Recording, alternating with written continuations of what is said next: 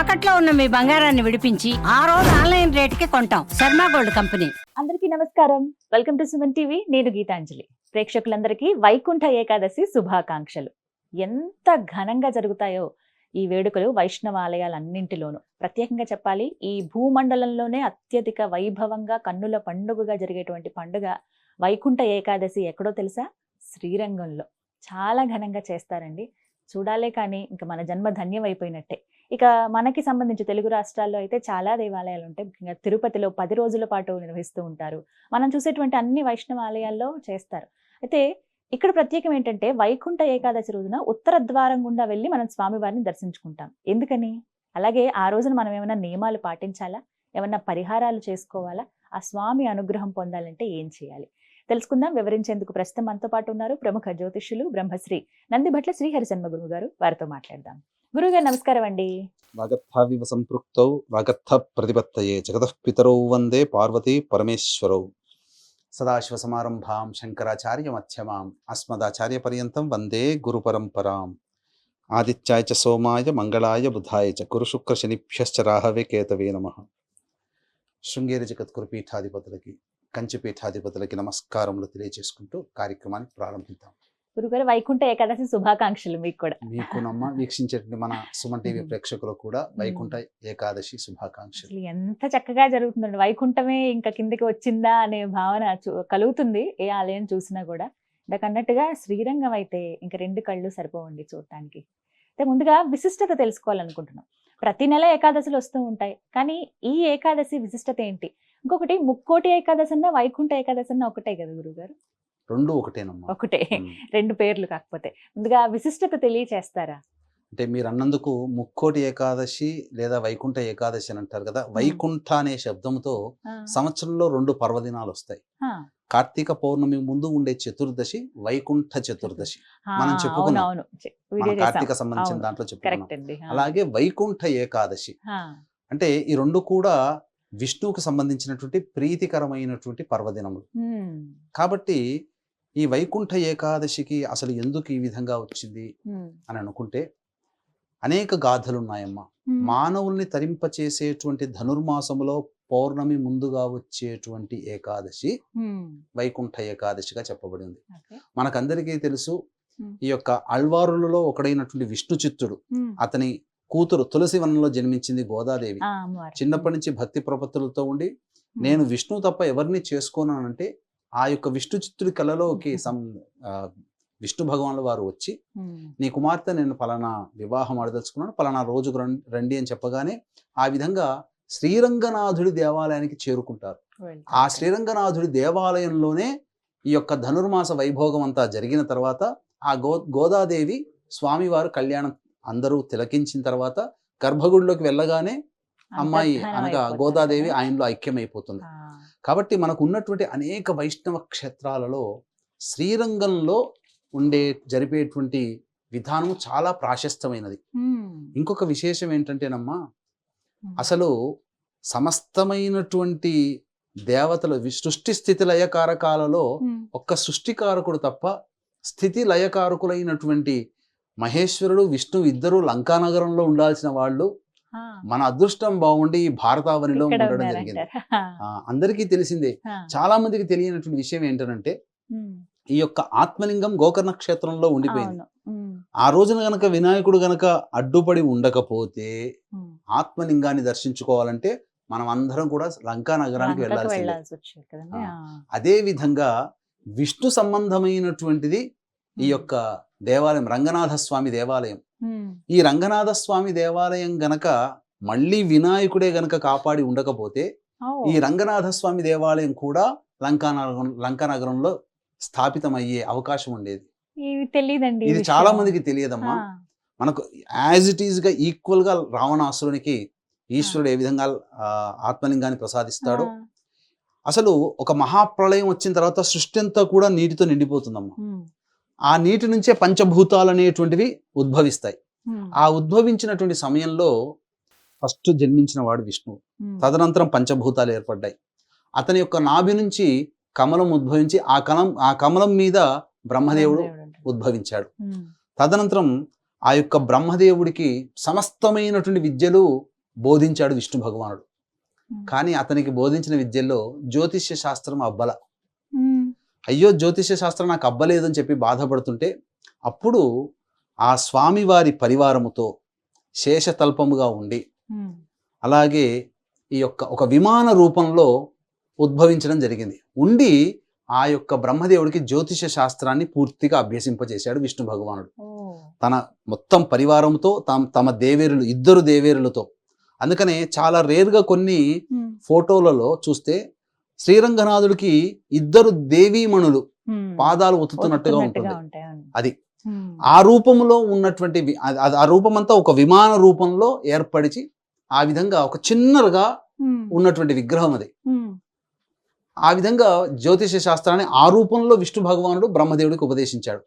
ఇక నేను ఉపదేశించాను కదా, వెళ్ళిపోతున్నాను అంటే అప్పుడు ఇంత గొప్పదైనటువంటి శాస్త్రాన్ని, జ్యోతిష శాస్త్రాన్ని నాకు నేర్పావు కదా నాయన, ఇక్కడే ఉండొచ్చు కదా అని చెప్పి ఆయన చెబితే ఆయన ఆదేశం మేరకు, బ్రహ్మదేవుడి ఆదేశం మేరకు అలా ఉండిపోతాడు ఆ విమానంలో, దేవేరులు కుటుంబంతో సహా, శేషతల్పంతో సహా. ఆ బ్రహ్మదేవుడు రఘువంశానికి మూల పురుషుడైనటువంటి ఈక్ష్వాకు మహారాజుకు అందజేస్తాడు అర్చించుకోమని. ఆ విధంగా రాముల వారి తరం వరకు కూడా ప్రతి తరంలో ఆ యొక్క విష్ణు భగవాన్ని అర్చిస్తూ ఉన్నారమ్మ, రంగనాథుని అర్చిస్తున్న తర్వాత శ్రీరాముడి అవతార సమాప్తి కావాల్సి వచ్చింది. ఇక సమాప్తి కావలసి వస్తూ తనకు స్నేహితుడైనటువంటి విభీషణుని పిలిపించి, విభీషణ నా యొక్క అవతార సమాప్తి జరిగిపోతుంది, నా తదనంతరం దీన్ని రక్షించాల్సిన బాధ్యత నీదే, ఇక నీవు చిరంజీవిగా, మనకున్నటువంటి సప్త చిరంజీవిలో విభీషణుడు కూడా ఒకడు కాబట్టి నువ్వు చిరంజీవి కాబట్టి నీవు నా తదనంతరం ఈ యొక్క పూజా బాధ్యతను నీవు తీసుకొని వెళ్ళు అంటే మహద్భాగ్యంగా భావించి లంకా నగరంలో ప్రతిష్ఠించమంటాడు రాముల వారు. ఇది రాముల వారి యొక్క సంకల్పం.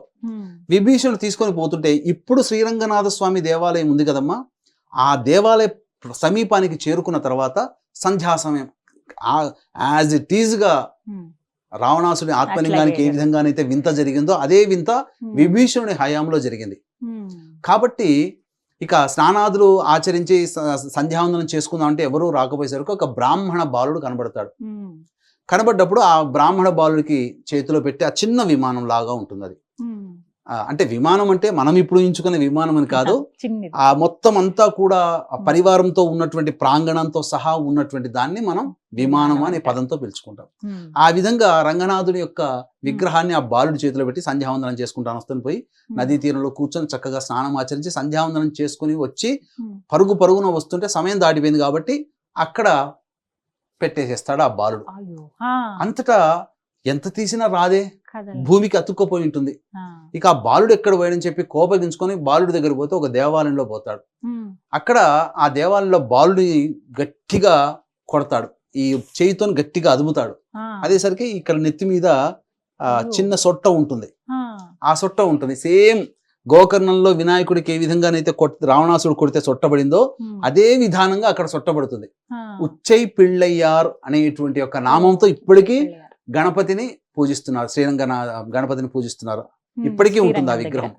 తర్వాత విభీషణుల వారు వచ్చేసేసి, స్వామి రామాజ్ఞ ప్రకారం నేను వెళ్తున్నాను, నేను ఇక్కడి నుంచి నా దగ్గరికి రావచ్చు కదా, లంకా నగరానికి వెళ్తున్నానంటే నేను ఇక్కడే ఉండదలుచుకున్నాను అని చెప్పి రంగనాథుల వారు చెప్పగానే ఆయన అభీష్టం మేరకు అక్కడే ప్రతిష్ఠితమవుతాడు.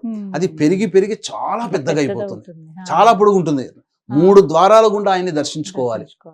కాబట్టి ఇక విభీషణుడు మరి నిన్ను అర్చించుకోవాల్సిన బాధ్యత నాది కదా అంటే, ఇక్కడ మానవ కాలమాన ప్రకారం, దేవతల కాలమాన ప్రకారం ఏంటి, 6 నెలలు ఒక పగలు, 6 నెలలు ఒక రాత్రి, కాబట్టి వాళ్ళకి సంవత్సరం ఒక రోజు అవుతుంది.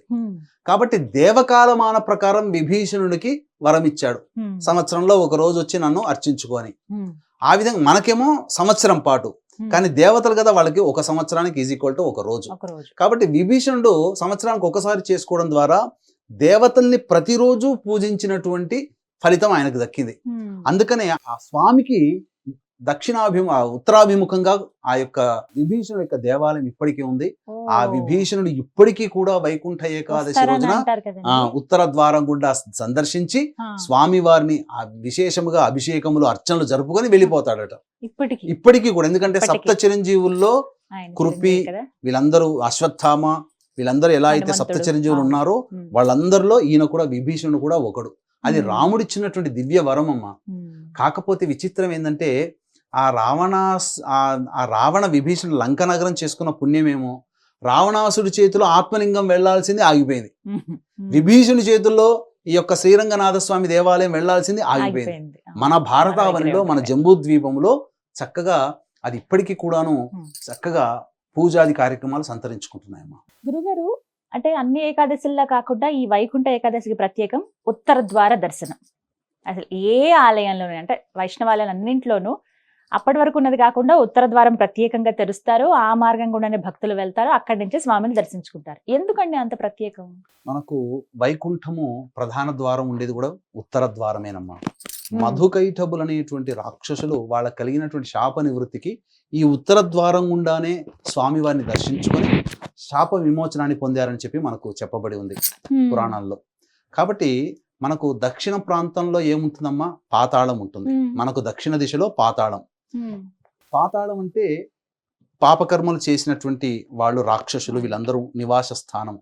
దేవతలు ఉండేటువంటి నివాస స్థానము ఉత్తరం. అందుకే మనకు భారతదేశానికి ఉత్తరాన హిమాలయాలు ఉన్నాయి.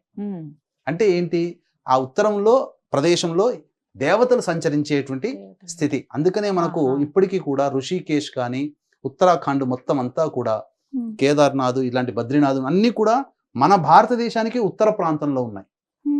కాబట్టి ఉత్తర ద్వారం గుండా దర్శనం చేసుకుంటే సైంటిఫికల్ గా కనుక మనం ఆలోచించినట్లయితే ఈ భూమి ప్రదక్షిణ చేసేటువంటి సమయంలో మన బాడీలో ఉండేటువంటి అయస్కాంత శక్తికి భూమికి సంబంధించినటువంటి తిరిగేటువంటి శక్తికి విరుద్ధంగా దక్షిణ దిక్కులో ఉంటుంది. ఉత్తర దిక్కులో జ్ఞానం అనేటువంటిది ఉంటుంది. మన బాడీలో కూడా మన యొక్క మెదడులో కూడా ఉత్తరం వైపు పనిచేసేటువంటిదే జ్ఞానాన్ని ప్రసాదిస్తుంది. మన జ్ఞానం కలగాలంటే మన బాడీలో ఉత్తరం అనేటువంటిది సరిగ్గా ఉండాలి. కాబట్టి ఉత్తర ద్వారం గుండా దర్శనం చేసుకోవడం వల్ల ఏంటంటే ముఖ్యంగా ఈ యొక్క వైకుంఠ చతుర్దశి రోజున చక్కగా స్వామివారిని అందరూ పూజిస్తారు కదమ్మా బృందావనంలో. అంటే ఆ యొక్క ఉత్తర ద్వారం గుండా భూలోకానికి చేరుకున్న ముక్కోటి దేవతలతో ఈ ఏకాదశి రోజున ఈ యొక్క భూలోకానికి చేరుకున్నాడట. ఎవరి కోసం?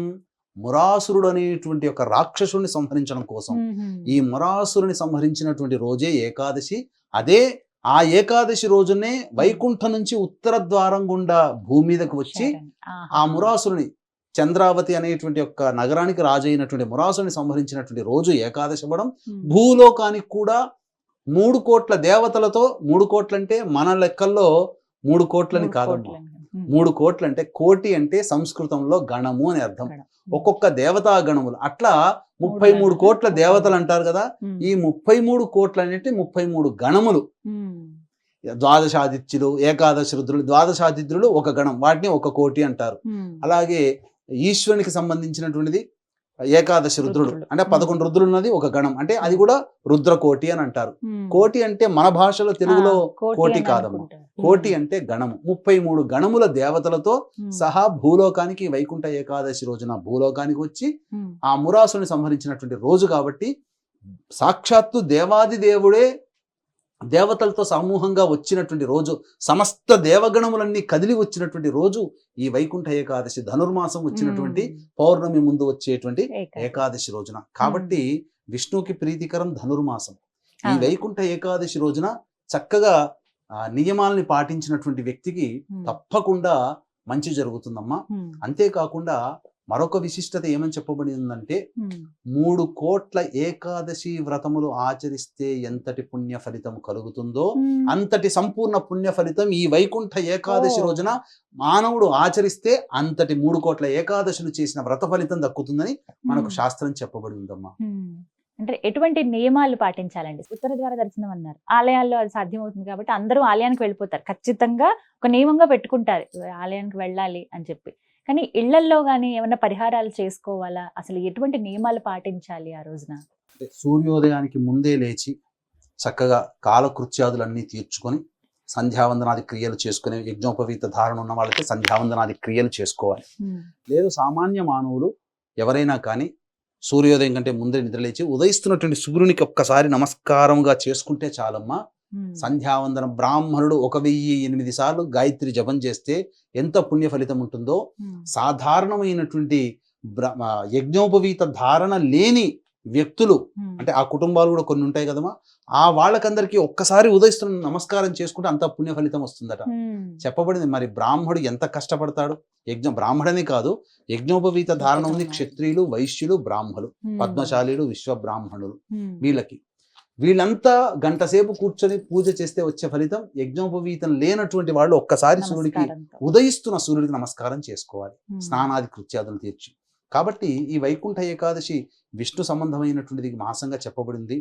అలాగే తెల్లవారి ఇప్పుడు మనకి ఏకాదశి మనకు చెప్పబడింది 10వ తారీఖు, 11వ తారీఖు శని త్రయోదశి. కాబట్టి శ్రీశైల క్షేత్రంలో శని త్రయోదశి సందర్భంగా ఈ సంవత్సరం 2025లో 12 రాశుల వారికి శని ప్రభావం ఉంటుంది. కాబట్టి శని అంటేనే గత జన్మ కర్మదోషము కావున శని దోష నివారణ హోమాలు, గత జన్మ కర్మదోష నివారణ హోమాలు, వివాహం కాని అబ్బాయిలు అమ్మాయిలు దాంపత్య సమస్యలకి దాదాపు 18 రకాల హోమాలు 1700-1500 రూపాయలకు చేయించడం జరుగుతుంది. అవకాశం ఉన్న వాళ్ళు కార్యక్రమ తదనంతరం కాంటాక్ట్ చేసి మీ గోత్రనామాలు నమోదు చేసుకోవచ్చు. ఇక ఆ రోజున చేయాల్సినటువంటిది ఏంటంటే చక్కగా ఉదయిస్తున్నటువంటి సూర్యుడికి నమస్కారం చేసిన తర్వాత తులసి చెట్టు దగ్గర చక్కగా ముందుగా ఆవు నేతితో దీపారాధన చేసి అష్టదళ పద్మం వేసి చక్కగా అప్పుడు విష్ణు సహస్రనామ పారాయణం చేయాలి. చేసిన తర్వాత తదనంతరం ఆ రోజంతా కూడా విష్ణవే నమః విష్ణవే నమః లేదా నారాయణాయ నమః నారాయణాయ నమః అంటూ చక్కగా ఆ యొక్క నామాన్ని ఉచ్చరిస్తూ భోజనం తీసుకోకూడదమ్మా. ఉంటే కటిక ఉపవాసం ఉండవచ్చు, లేదు ఈ సంబంధించిన షుగర్ బీపీలు ఉన్నవాడు పదార్థం తీసుకోవాలి కాబట్టి పాలు పండ్ల పదార్థాలు తీసుకోవచ్చు.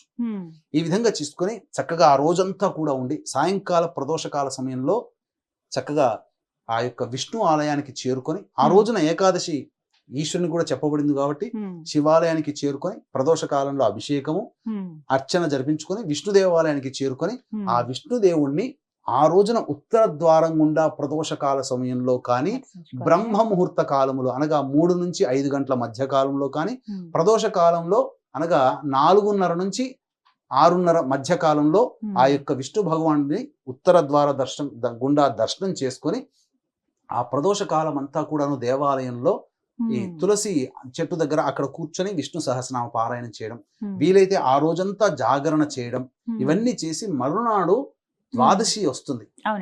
ద్వాదశి ఎప్పటి వరకు ఉంది? ఉదయం 8:20 వరకు ఉంది 11వ తారీఖు రోజున. ఆ రోజున రోహిణి నక్షత్రం ఉంది, చంద్రునికి చాలా చక్కటి నక్షత్రం. కాబట్టి ఆ ద్వాదశి గడియలు 8:20 వరకు ఉంటాయి. కాబట్టి ఆ రోజు వరకు కూడా ఉపవాసం ఉండి ఆ రోజున చక్కగా ఎవరికైనా కానీ అన్నదాన కార్యక్రమం విశేషంగా చేయాలమ్మా. ఇంటికి ఎవరు వచ్చినా 11వ తారీఖు రోజున భోజనం పెట్టండి, పంపించకండి. ఆ విధంగా చేయండి, సాక్షాత్తు దేవుని యొక్క అనుగ్రహం కలుగుతుంది. ఆ విధంగా మధ్యాహ్నం వరకు కూడా వేచి చూసి ఎవరికైనా అభాగ్యులకి పేదలకి అన్నదానం చేసి తదనంతరం దంపతులు కనుక భోజనం చేస్తే ముక్కోటి ఏకాదశి పర్వదినాన్ని అనుసరించినటువంటి పుణ్య ఫలితం కలుగుతుంది.